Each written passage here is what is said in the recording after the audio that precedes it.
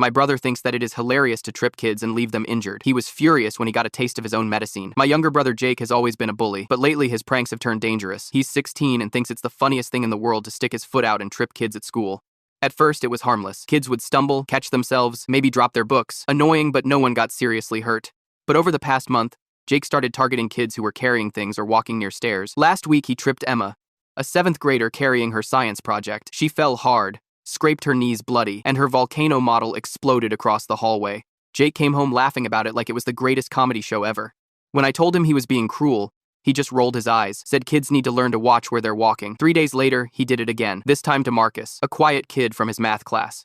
Marcus was walking down the stairs carrying his trumpet case when Jake stuck his foot out. Marcus tumbled down 5 steps and twisted his ankle badly. Had to go to the nurse. Parents picked him up early. Jake was glowing with pride at dinner, describing every detail while our parents scrolled their phones. How Marcus's face looked when he realized he was falling. How the trumpet case made this loud clanging sound against the metal stairs. That night, I made some phone calls. First to Emma's mom, then to Marcus's parents. I told them exactly what Jake had done to their kids. Both families were furious and said they'd be contacting the school immediately. But I wasn't finished. I spent the weekend doing careful research, studying Jake's schedule, his routes between classes, the timing of everything. I was mapping out his patterns like I was planning something specific. Monday morning, I got to school earlier than usual. I positioned myself where I could observe without being seen. I was tracking something important, but I needed to wait for the right moment. I watched Jake move through his morning routine, his favorite spots for setting up ambushes, the way he positioned himself at corners where kids couldn't see him coming. He had this whole system down to a science. Second period, I followed at a distance as Jake headed toward chemistry class. I saw him spot his next target. A freshman girl named Sophie, small and carrying a stack of textbooks, completely focused on her phone. Jake positioned himself perfectly at the corner where 2 hallways met, his absolute favorite ambush spot. He was getting ready to stick his foot out, timing it just right as Sophie approached. Sophie was maybe 3 steps away when Jake's foot started moving into position, but this time, something was different about the whole setup. This time, Jake didn't notice what was happening behind him. Just as his foot extended to trip Sophie, I stepped in and gave Jake exactly what he'd been giving everyone else for weeks. Jake hits the floor with a spectacular crash, his backpack flying off his shoulder and spilling books and papers across the hallway. The sound echoes through the corridor, drawing immediate attention from everyone nearby. For a moment, there's complete silence as students process what just happened. Sophie jumps back, her textbooks clutched tightly against her chest, eyes wide with confusion. She looks from Jake on the ground to me standing over him, clearly trying to piece together what just happened. Jake rolls onto his side, wincing. When he looks up and sees me, his face transforms from pain to pure rage in an instant. "What the hell?" he yells, loud enough that heads turn from all the way down the hall. "You tripped me! Everyone saw that!"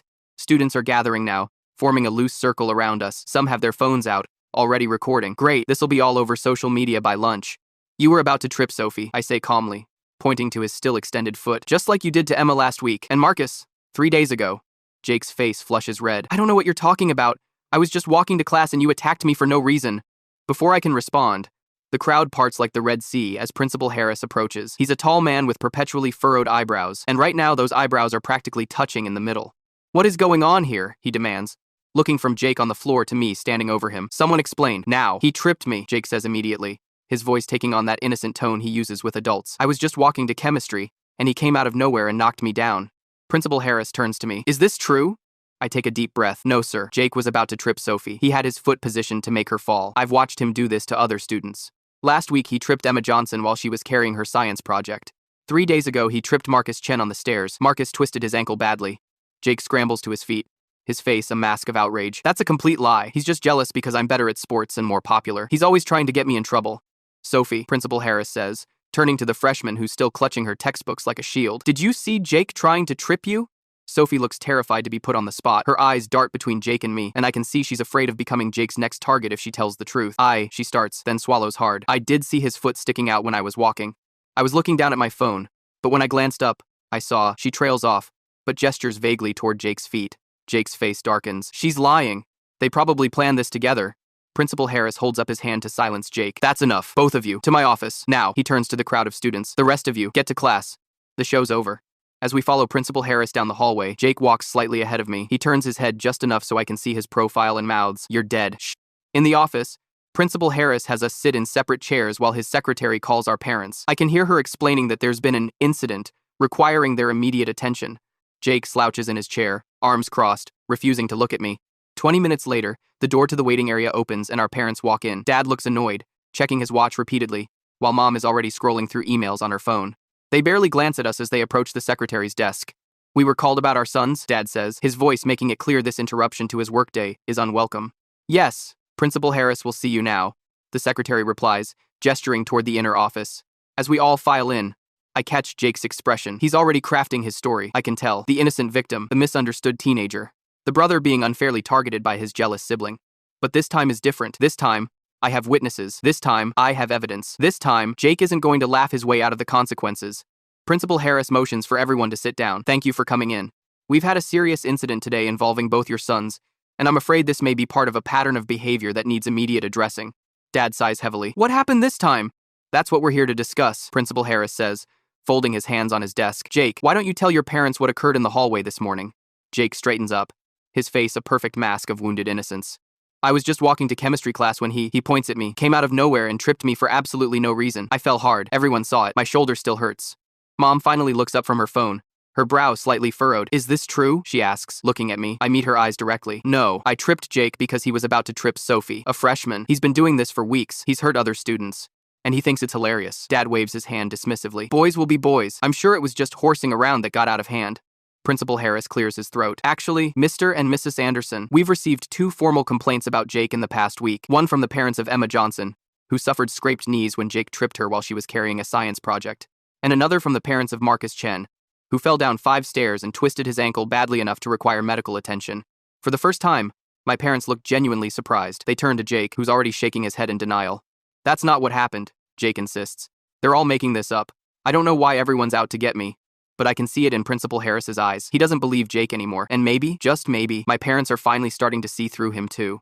The car ride home is painfully silent. Jake stares out the window, jaw clenched, refusing to even look in my direction. Mom and Dad sit in the front seats, occasionally exchanging glances but saying nothing. Dad's knuckles are white on the steering wheel. When we finally pull into our driveway, Dad turns off the engine and sighs heavily. Look, boys, he says, turning to face us. I don't know what's going on between you two lately, but this has to stop. Brothers fight, but taking it to school is unacceptable. But Dad, I start. Mom cuts me off. Principal Harris said he'll look into these accusations about Jake. Until then, we expect you both to keep your hands to yourselves. Jake unbuckles his seatbelt and gets out of the car without a word. He slams the door hard enough to make the whole vehicle shake. He's upset, Mom says, as if that explains everything. Let's just give him some space. I follow them into the house, frustration building in my chest. They heard Principal Harris. They heard about Emma and Marcus, yet somehow, they're still treating this like some petty sibling rivalry. The afternoon drags on with Jake locked in his room and my parents retreating to their usual positions, Dad in his home office and Mom on the living room couch with her phone. I try to focus on homework, but my mind keeps replaying the morning's events. The look on Sophie's face when she realized what was happening, the way Jake's eyes flashed with hatred when he saw me standing over him. At dinner, we sit around the table in our usual formation. Mom and Dad with phones propped against their water glasses, Jake pushing food around his plate, and me trying to figure out how to make them understand. So, Dad says, not looking up from his screen, how was everyone's day apart from the incident this morning? Before I can respond, Jake puts down his fork with a clatter. He pushed me, for nothing. Mom glances up briefly. We know, honey, Principal Harris told us. No, Jake says, his voice rising. You don't get it. He's been following me around school, spying on me. He's obsessed with making me look bad. He made up all that stuff about those other kids. Dad sighs. Is that true? He asks me, finally, setting his phone down. No, I've been watching him because he's been hurting people. Emma had bloody knees. Marcus twisted his ankle, falling down 5 stairs while carrying his trumpet case. Jake thinks it's hilarious. I never touched those kids, Jake insists, his face a perfect mask of innocence. He's lying. Mom rubs her temples. This is ridiculous. You're brothers. You're supposed to look out for each other. That's what I was doing, I say, looking out for Sophie before Jake could hurt her too.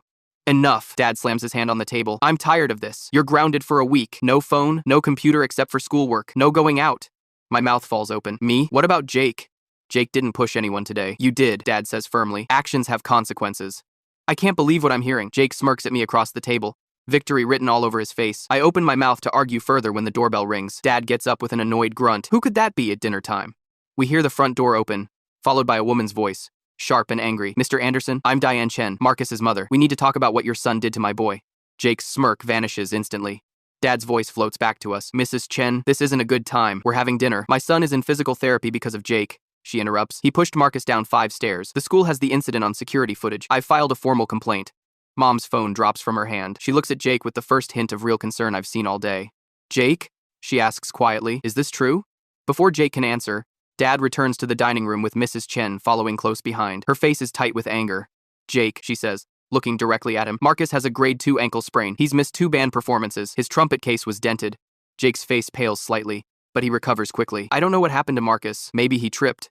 The doorbell rings again. Dad looks like he might explode as he stomps back to the front door. This time, we hear multiple voices, a man and woman speaking in clipped, angry tones. They appear in the dining room doorway moments later. I recognize Emma's parents immediately. "We're the Johnsons," the man says, not waiting for introductions. "Your son tripped our daughter Emma last week." She was carrying her science project. A volcano she'd spent weeks building. It was destroyed, and she got these. Mrs. Johnson holds up her phone, showing pictures of Emma's bloody, scraped knees. The cuts look deep, painful. "We have witnesses," Mr. Johnson continues. 3 other students saw Jake stick his foot out deliberately as Emma walked by. My parents are finally paying attention. Mom's phone lies forgotten on the table. Dad's face has lost its dismissive expression. Jake jumps up from his chair, knocking it backward. "They're all lying. Everyone's lying. This is so stupid."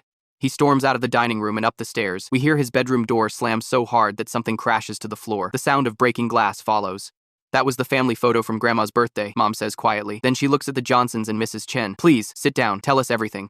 For the next hour, my parents listen, really listen, as Emma's parents describe how she came home crying, her knees bleeding through her jeans, her science project in pieces. Mrs. Chen explains about Marcus's ankle, the x-rays, the weeks of recovery ahead. "The school counselor told us Jake has been targeting smaller kids, especially ones carrying things," Mrs. Chen says. "This isn't just boys being boys. This is deliberate cruelty." Dad runs his hands through his hair. "We had no idea it was this serious." "Because you never look up from your phones long enough to notice," I say before I can stop myself. The room falls silent. Mom's face crumples slightly, and for a second, I think she might cry. The silence is broken by Mom's phone buzzing with a notification. She picks it up automatically, then gasps.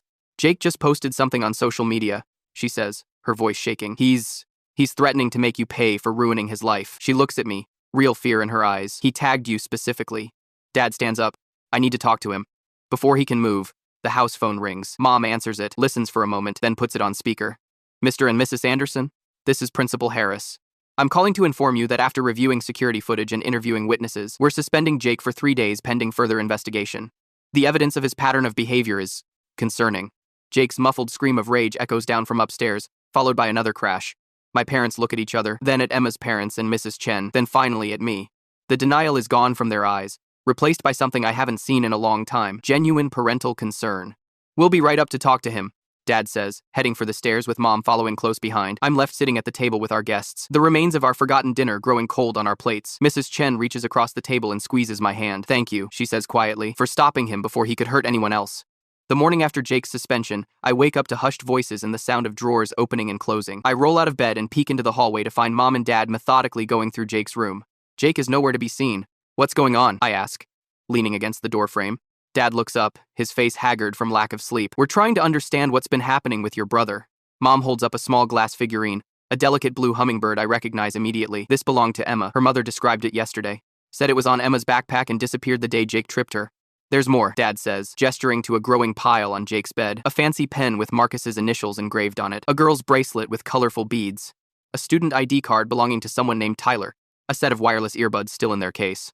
"Trophies," I say quietly. "He's been collecting things from the kids he hurts." Mom sits heavily on the edge of Jake's bed, the hummingbird cradled in her palm. How did we miss this? How did we not see what was happening? Before I can answer, we hear the sound of Jake's window sliding open from outside. Dad rushes to look out just in time to see Jake's legs disappearing around the corner of the house. "Jake!" Dad shouts, racing downstairs. Mom and I follow, reaching the front door just as Dad catches Jake by the arm in the driveway. "Let go!" Jake yells, trying to wrench free. "I'm not staying here." "You're suspended," Dad says firmly, maintaining his grip. "You're not going anywhere." "This is so stupid." Jake's face is flushed with anger. "Everyone's making such a big deal over nothing. They all deserved it." Dad freezes, his expression changing from frustration to shock. "Deserved it? Jake, you hurt those kids. On purpose." "So what?" Jake spits. "Nobody cares what happens to me either. You guys never even look at me unless I'm in trouble." Mom steps forward, her voice softer. "Jake, that's not—" "Save it," Jake interrupts. "You're both always on your phones, always working. Always somewhere else. The only time anyone notices me is when I make them fall." The raw honesty in his voice makes us all go quiet. Dad's grip on Jake's arm loosens, and Jake yanks it away, but he doesn't run. He just stands there in our driveway, breathing hard, looking lost. "We're going to fix this," Dad says finally. "All of it, starting with therapy, today." 3 hours later, we're sitting in Dr. Mercer's office. The family therapist's space is comfortable but clinical. Soft chairs arranged in a circle, abstract art on the walls, a box of tissues strategically placed on a side table. Jake slouches in his chair, arms crossed, refusing to make eye contact with anyone. Mom and Dad sit stiffly, their phones conspicuously absent for once. "Jake," Dr. Mercer says gently, "can you help me understand what happens when you see someone you want to trip? What goes through your mind?" Jake stares at the floor for so long I think he's not going to answer. Then, almost inaudibly, he says, "It feels good." "What feels good about it?" Dr. Mercer prompts. Jake shifts uncomfortably. "When they fall, for just a second. Everyone looks. Everyone notices what happened, and I'm the only one who knows why." He glances up briefly. "It's like having a secret power." "And how do you feel afterward?" Jake shrugs, excited. "Important." He pauses, then nothing again. Dr. Mercer nods thoughtfully. "Jake, what you're describing sounds like you're trying to feel visible, to matter in a world where you feel invisible." "I'm sitting right here," Mom says defensively. "We see him every day." "Do you?" I can't help asking. "When was the last time you had a conversation with Jake without looking at your phone?" Mom's face flushes. Dad looks down at his hands. "It's not just them," Jake says unexpectedly. "It's everyone. Teachers, kids at school. Nobody sees me unless I make them." His voice cracks slightly. "I'm not good at sports like him." He jerks his head toward me. "I'm not smart like him. I'm just nothing." "So you found a way to be something," Dr. Mercer says. Jake nods, a tear sliding down his cheek that he quickly wipes away. "But Jake, Doctor," Mercer continues, "the people you've hurt, they're feeling invisible too now, especially to you. You didn't see them as people with feelings, with lives that matter." Jake's shoulders hunch further. "I didn't think about that." "That's going to change today," Dad says. "The school has arranged for you to meet with the students you've hurt, a restorative justice session." Jake's head snaps up, panic flashing across his face. "No way. I'm not doing that." "You don't have a choice," Mom says firmly. "It's either this, or the school presses formal charges." The school library has been rearranged for the meeting. Tables pushed together in a circle, chairs spaced evenly around them. Principal Harris sits at one end with a counselor I don't recognize. Emma and her parents are already there, along with Marcus and his mother. There's a boy I don't know who, must be Tyler, the owner of the student ID card we found. Jake stops dead in the doorway when he sees them all waiting. For a second, I think he might bolt, but Dad's hand on his shoulder keeps him moving forward. We take our seats. The silence is excruciating until Principal Harris clears his throat. "Thank you all for coming," he says. "The purpose of this session is not to punish, but to understand the impact of actions and begin the process of healing." Marcus is the first to speak. He's wearing a brace on his ankle, and he winces slightly as he adjusts his position. "I've had to go to physical therapy twice a week," he says, looking directly at Jake. "The doctor says I'll need at least another month. I missed my solo at the winter concert, something I'd practiced for since September." His voice trembles slightly. "And every time I walk downstairs now, I get this feeling in my stomach like I'm going to fall again." Emma speaks next, her voice small but steady. "I worked on my volcano for 3 weeks. I got an F because I couldn't turn it in." She pulls up the leg of her jeans to show 2 angry red scars on her knee. "These still hurt sometimes. And I don't like walking in the hallways anymore." One by one, they share their stories. Tyler talks about how his ID was the only picture he had of his dad, who's deployed overseas. The girl with the bracelet, Sophie, who Jake had been about to trip when I stopped him, explains that her grandmother made it for her before she died. Jake stares at his hands the entire time, his face growing paler with each story. When the last student finishes, Principal Harris turns to him. "Jake, would you like to respond?" Jake raises his head slowly. His eyes are red-rimmed, his face blotchy. He opens his mouth, closes it, then tries again. His voice breaks. "I didn't think about what happened after you fell. I just wanted." He trails off, tears streaming down his face now. "I'm sorry, I'm so sorry. It's the first time I've seen my brother cry since he was 10 years old." Mom reaches for Jake's hand. "We're sorry too," she says, looking around the circle. "We should have been paying attention. We should have seen what was happening." Dad nods, his own eyes suspiciously bright. "We've been distracted parents, always on our phones, always working. We created an environment where Jake felt invisible, and he found a terrible way to be seen." Principal Harris leans forward. "Moving forward, Jake, what do you think would be appropriate to make amends?" Jake wipes his face with his sleeve. "I want to give everything back," he says quietly, "and I'll do whatever else you think is fair. Community service, detention, anything." Mrs. Chen, Marcus's mother, speaks up. "The physical therapy center where Marcus goes needs volunteers. They help patients with exercises, clean equipment, things like that. It might be good for you to see recovery from the other side." Jake nods, looking at Marcus for the first time. "I would do that, if it would help." By the end of the meeting, a plan has been established. Jake will complete 40 hours of community service at the physical therapy center. He'll attend weekly counseling sessions. He'll write formal apologies to each student he hurt. As we're leaving, Emma approaches Jake hesitantly. "My mom says your brain got sick with anger," she says matter-of-factly. "Is it getting better now?" Jake looks startled, then gives her a wobbly smile. "I think it's starting to." In the car ride home, no one reaches for their phones. Instead, we talk, really talk, for what feels like the first time in years. Jake's first day at the physical therapy center is awkward to say the least. He stands in the doorway, clutching his volunteer badge like it might shield him from the judging eyes he's convinced are following his every move. Marcus is already there, working with his therapist on ankle mobility exercises. "You can start by sanitizing the equipment," the center director tells Jake, handing him a spray bottle and cloth. "Every surface a patient touches needs to be cleaned between sessions." I watch from the waiting area, having driven Jake here as part of our parents' new family accountability plan. Jake moves stiffly between exercise machines, wiping down surfaces with mechanical precision. When he reaches the balance board Marcus just finished using, their eyes meet briefly. Marcus gives a small nod of acknowledgement, and something in Jake's posture changes. His shoulders drop slightly, like he's exhaling a breath he's been holding for days. On the drive home, Jake stares out the window, silent until we're halfway there. Marcus asked if I wanted to learn some of his exercises, he says finally, voice barely audible over the car engine. Said it might help me understand what recovery actually looks like. That's surprisingly nice of him, I reply, glancing over. Jake nods. Yeah, I don't deserve it. It's the first genuine self-reflection I've heard from him in years. The next few weeks bring changes so gradual they're almost imperceptible at first. Jake continues his volunteer hours at the therapy center, coming home with stories about patients working through injuries. A soccer player with a torn ACL, an elderly woman recovering from a hip replacement, a middle school kid with a broken wrist from skateboarding. They're all so determined, he tells us at dinner one night, 2 weeks into his community service. This kid, Zach, fell off his skateboard trying a trick, and he's doing these painful wrist exercises every day just so he can get back to it. Mom and Dad exchange glances across the table, the kind of silent communication parents perfect over years. What's notable isn't just what Jake is saying, but the fact that we're all sitting together, phones stacked in a basket by the door as part of our new family rules. How are things with the other students? Dad asks carefully. Emma and Sophie and the others? Jake pushes his food around his plate. I returned all their stuff. Emma's mom cried when I gave back the hummingbird. He swallows hard. I wrote the apology letters. Dr. Mercer helped me with. Some of them wrote back. They did?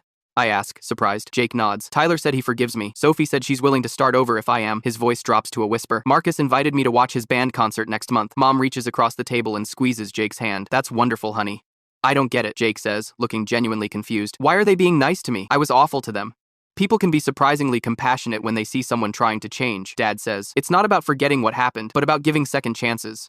Later that night, I pass Jake's room and hear him talking on the phone, his voice softer than I've heard it in years. I catch fragments, really sorry, and never again, and if you want to meet up sometime. When I peek in, he notices me and quickly says goodbye.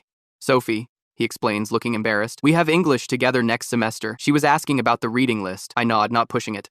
Cool. Night, Jake. He hesitates. Hey, thanks for stopping me that day. I know I was mad then, but you probably saved me from getting expelled, or worse. It's the closest thing to gratitude I've heard from my brother in years. 3 months after what we now refer to as the incident, Principal Harris calls our parents to his office again. This time, though, the atmosphere is completely different. I wanted to update you on the anti-bullying initiative we've implemented, he explains, showing us a pamphlet with the school logo. We've been using an anonymized version of Jake's story as a teaching tool in our advisory sessions.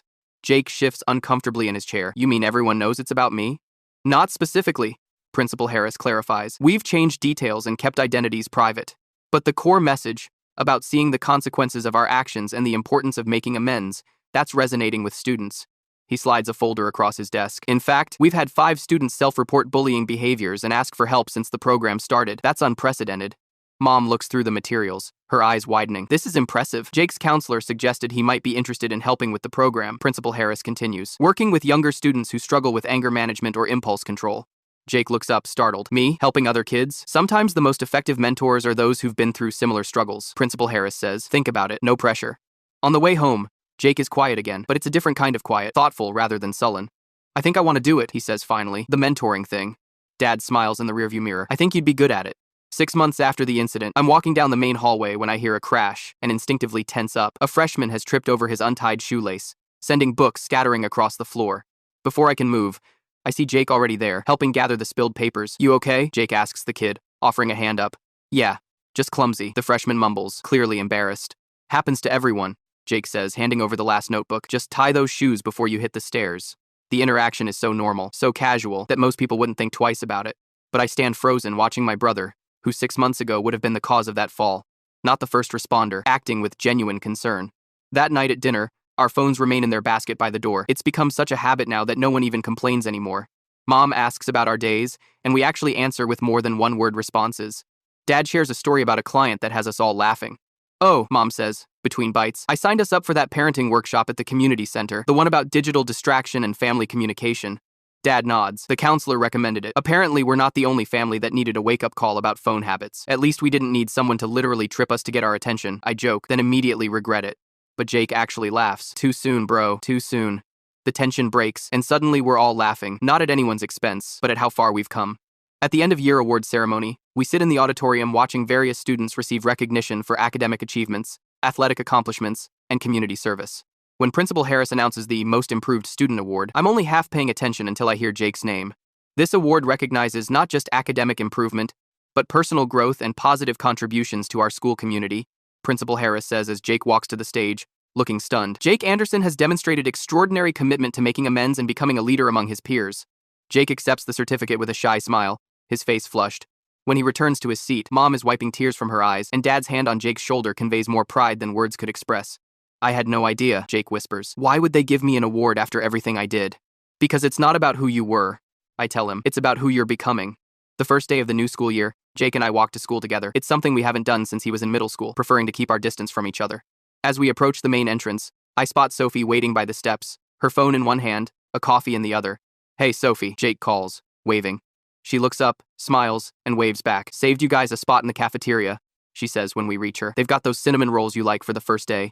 As we walk in together, I notice Jake scanning the hallway, not looking for potential victims like he once did, but watching out for untied shoelaces, heavy backpacks, or students who might need help navigating the crowded space. What? He asks, catching me watching him. Nothing, I say, just thinking about how much can change in a year. Jake nods, understanding. Yeah, who would have thought tripping could actually help someone stay on their feet? Sophie looks confused. Is this some weird brother inside joke? Sort of, Jake says, holding the door for both of us. It's a long story, but I'm not the same person I was when it started. As we join the stream of students heading to their lockers, I realize that's true for all of us. My parents look up from their phones now. Jake sees the people around him as actual people. And I've learned that sometimes the hardest falls lead to the most important lessons. Jake catches my eye and gives me a small nod. Part acknowledgement, part gratitude. We're not perfect, not by a long shot, but we're moving forward, one careful step at a time.